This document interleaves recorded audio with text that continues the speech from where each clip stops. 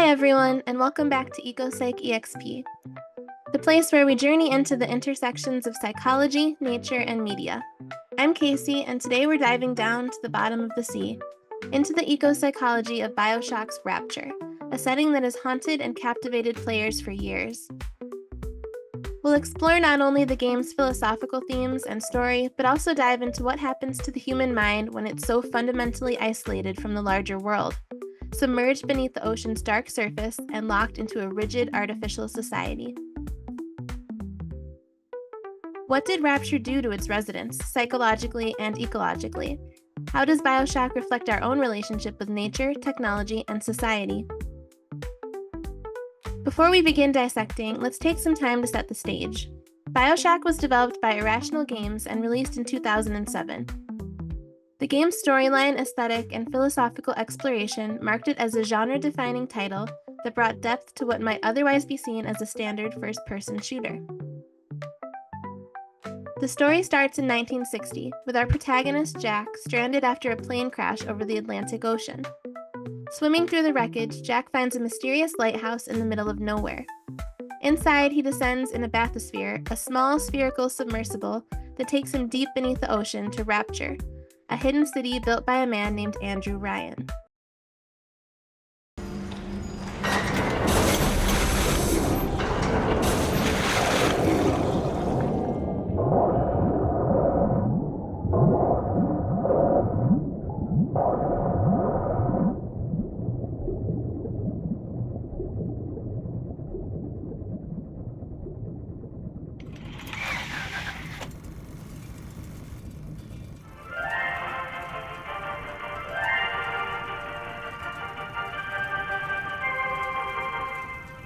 I am Andrew Ryan, and I'm here to ask you a question. Is a man not entitled to the sweat of his brow? No, says the man in Washington, it belongs to the poor. No, says the man in the Vatican, it belongs to God. No, says the man in Moscow, it belongs to everyone. I rejected those answers. Instead, I chose something different. I chose the impossible. I chose Rapture. A city where the artist would not fear the censor, where the scientist would not be bound by petty morality, where the great would not be constrained by the small. And with the sweat of your brow, Rapture can become your city as well.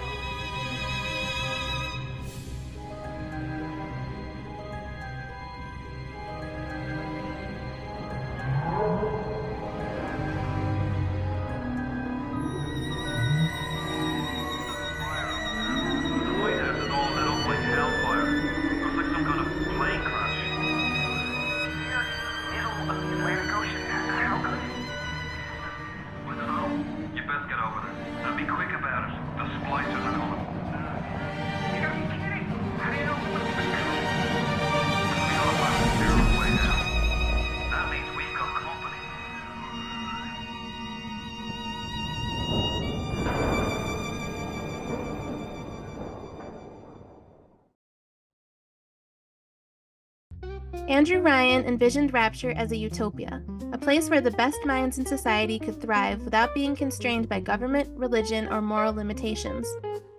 His philosophy was based on individualism, merit, and freedom from the so-called parasites who leech off society's progress. Ryan was driven by a fierce belief in human potential and exceptionalism, and the notion that people could rise to greatness if only they were left unshackled by societal expectations. But by the time Jack arrives, it's clear that something has gone terribly wrong. Rapture is a ruin of its former self, with its once beautiful Art Deco architecture decaying, water seeping through cracks, and neon signs casting an eerie glow on abandoned corridors. The city's residents have become violent splicers, individuals who have undergone excessive genetic modification using Adam, a substance harvested from sea slugs that allows users to alter their DNA and gain incredible abilities, but at a tremendous cost. Jack's journey through Rapture is both a struggle for survival and an exploration of the city's dark past. Along the way, he encounters the Little Sisters, young girls transformed into atom harvesters, and Big Daddies, giant armored figures who protect them. Jack is faced with moral choices that impact the story's outcome, forcing players to confront ethical questions that tie back to the core of Rapture's ideals. But beyond the horror and the ethical dilemmas, Bioshock poses a deeper question. What does it mean to live in an environment entirely isolated from the natural world? How does such an environment affect the human mind, identity, and community? This is where we bring in ecopsychology, a field that allows us to unpack the psychological costs of Rapture's isolation, its technological hubris, and the consequences of rejecting nature. Ecological psychology, or ecopsych, is a field that explores the psychological connection between humans with and as part of the natural world. This perspective teaches that human identity, mental health, and behavior are deeply entwined with our surroundings. When we attempt to isolate ourselves from the natural world, we encounter serious psychological ramifications. Dr. Lori Pai, a leading figure in ecopsychology, has emphasized that many of our modern environmental crises reflect a crisis within the human psyche. She suggests that our separation from nature creates a disconnection from our own identities and leads to psychological suffering. Ecopsychology thus encourages us to see ourselves as part of an interconnected ecosystem, where balance with the environment is essential for mental well-being. Rapture represents the extreme of this disconnection. It's a man-made city in an environment that is inherently hostile to human life, the deep ocean. Rapture's residents live entirely within an artificial ecosystem, cut off from forests, skies, and the rest of the natural world. This isolation forces us to ask, what are the consequences of living in a space where every element is constructed, controlled, and disconnected from the Earth? In many ways, Rapture serves as an ecopsychological case study, examining the profound mental strain that results from being so thoroughly cut off from nature. The very air they breathe, the light they see, it's all artificial and pumped in, and this disconnection manifests in increasingly severe psychological consequences for Rapture's residents. Humans are inherently social and need connections, not only with one another but with the broader environment. Living in a place like Rapture, where there's no true contact with nature, creates a sense of confinement that goes beyond mere physical space. It's an existential isolation from everything that grounds us, from the sights, sounds, and cycles that have been part of human experience for thousands of years. The absence of natural cycles, such as day turning to night, seasons changing, and weather patterns shifting, can lead to a kind of sensory deprivation. In Rapture, residents are forced into an environment where the natural cues that structure time and space are missing. This can result in mental fatigue, disorientation, and a sense of detachment from reality. In Bioshock, we see the impact of this isolation through the splicers, whose minds and bodies have deteriorated. But beyond the atom addiction, there's a deeper sense of detachment that comes from living in a city where one's environment is controlled and synthetic. Their madness reflects the claustrophobic tension of a life removed from nature. Rapture was envisioned as Ryan's utopia, a place where the most ambitious individuals could thrive, free from society's constraints. But the ocean surrounding the city becomes a source of constant oppression. It serves as a reminder of the immense, indifferent power of nature and of Rapture's fragile position. This environmental oppression aligns with ecopsych principles, which argue that humans are inherently suited to open, expansive environments. Rapture's confined, isolated spaces create a feeling of suffocation. The architecture, though magnificent, begins to resemble a prison, reinforcing the psychological strain on its residents. The ocean's weight represents the force of nature itself pressing against Rapture's barriers, both physical and psychological. This creates a sense of vulnerability that erodes residents' sense of control. The constant reminder of nature's power looming undermines the city's attempt to exist independently, feeding into the city's ultimate breakdown. Despite Rapture's advanced technology and ambitious vision, nature slowly but surely reclaims the city.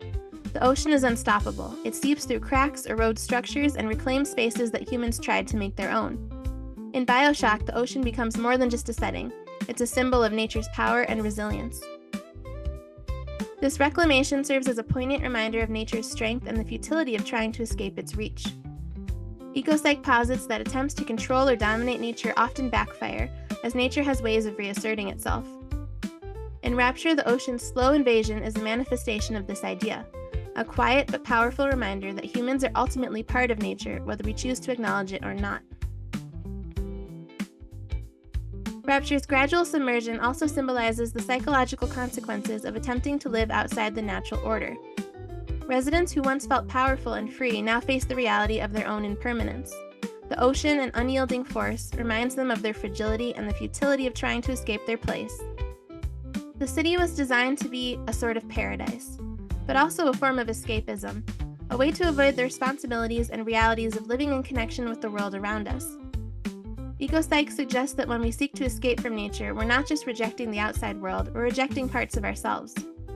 Rapture's culture, based on unchecked freedom and ambition, ultimately collapsed under the weight of its own isolation and detachment from reality.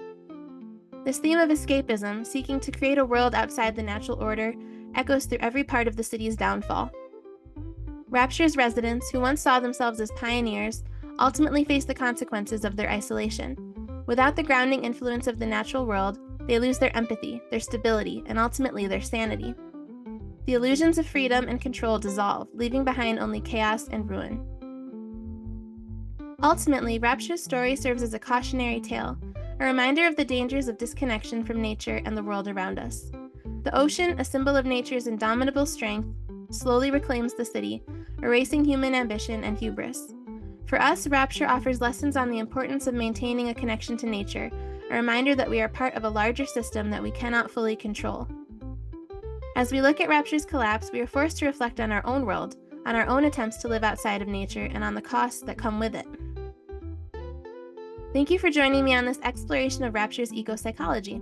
If you enjoyed this journey, don't forget to like, subscribe, and share your thoughts below.